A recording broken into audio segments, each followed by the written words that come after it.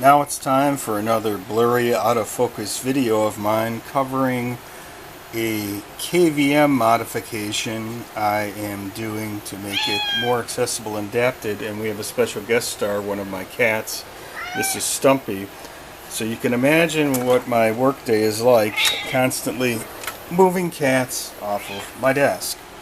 So here we go. There were two requests with this. The first was there's a teeny tiny reset button on the front, which is nice and all, but it's not very accessible for folks. It wouldn't be accessible for me, that's for sure.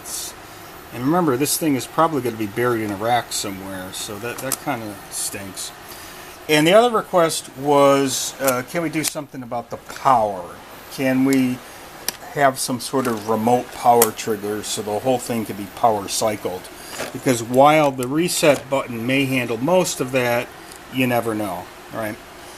Well, reset was the easy one. So I took the thing apart, as you could see, and it's got a circuit board in the front for the control panel, and it has two long circuit boards in the back that handle all the KVM-ish stuff. Watch out, Stumpy. The reset button right here, I just traced back to that, put a continuity meter, confirmed that it was the right pins, and I wired up a jumper that goes to a jack. So this will take this is a regular 3.5 millimeter 1/8 inch jack. So you plug any sort of normal switch into a momentary switch, it'll trigger it just as if you had pressed it on the main panel. So that straightforward. What was more complicated is how to handle the power situation. Now, keeping in mind that the device has a 5-volt in for its power, so I knew, and that goes to a wall wart, so I knew that somewhere on the board there was always 5 volts available, even if it's quote-unquote off. The KVM may be off, but it still has power. And I went back and forth with a couple of different possibilities, and I ended up going with a relay setup. So the relay on one end gets power from that always-on 5-volt. So if I could... And I probed around here carefully, and I found, oops, things are falling on me left and right today. And I found some good points to tie into.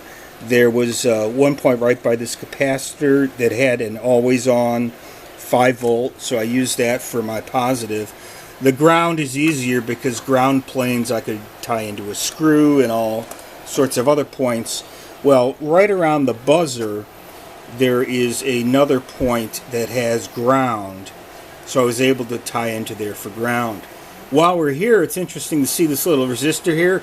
This is a hack that they did in the manufacturing process. They must have had not had a trace that they needed to have to drive this overly loud buzzer. Oh my goodness, these things are so loud.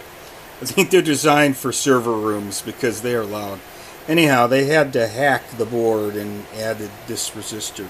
So anyhow, I had ground here that was always on as long as it's plugged in. And then I had a positive here. And on the other side, I have the relay contacts. And relays have a common, a normally open, and normally closed. This is a latching relay. It's not a true latching relay. It's a toggling relay. So with a single press, it stays on or off.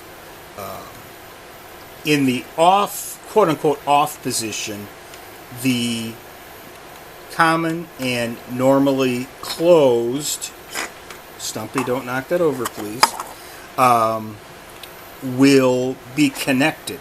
So I said, okay, here's the power, the regular power switch back in here, right? So I desoldered one of its lines, and it goes up to the relay, and then I soldered a new wire that goes in there that goes to the board. So it is in series. Now this faults into if this is off or unpowered, so if the relay is not working or otherwise is receiving no 5 volts at all, it defaults to allowing current to go through. So it allows the device to be on, still dependent, and this is important, still dependent on the switch on the back. So when you want to run this, you still want to keep this switched on. But if you want to toggle the power remotely with a momentary button, the relay is going to handle that for you. So they're going to work in tandem, and this will fail to an on position. I did that because if this fails for some reason, your KVM will still work. Your remote switch will act up, but the KVM will still work. So that's why I went that route. And then, let's see, if I've got a cat on the board, there's going to be some cat hair I'll have to dust off. So that all got wired in, and that board will go back like that, and there's a couple screws that hold it in place. Now for the back panel, here's what I did.